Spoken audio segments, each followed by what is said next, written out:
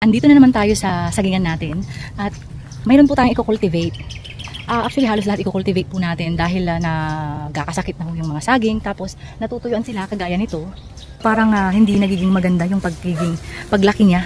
Katulad po ng kanyang mga subwal o simit na tinatawag sa lingwahe namin. Yung mga simit niya ang hindi ko maganda ang pagkakasimit, parang hindi healthy. Katulad po ng mga ito din, di sila healthy tignan mga mi. Kaya i-cultivate po natin.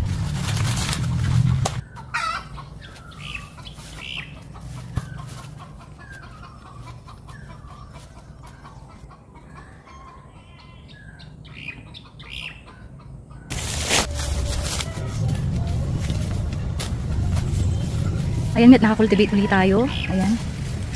So, maraming damo. Yung damo, hinayaan ko na po talaga na maipunta dyan. Kasi ating namang itong igagaskat. Sunod na rin natin itong isa. Ayan. Ito, medyo konti ang damo dito. Ayan. Kasi itong grupo ng saging na to, kailangan ko pang magsubwal. Itong grupo ng saging na to, itong isang malaki ay nasisira po. Mukha siyang nagkakasakit. Kung makikita nyo, dun sa dulo, nagsisiksikan na po sila. Halos hindi ho lalabas ang kanyang mga dahon. Pagka ganyan ho, parang nagkakasakit.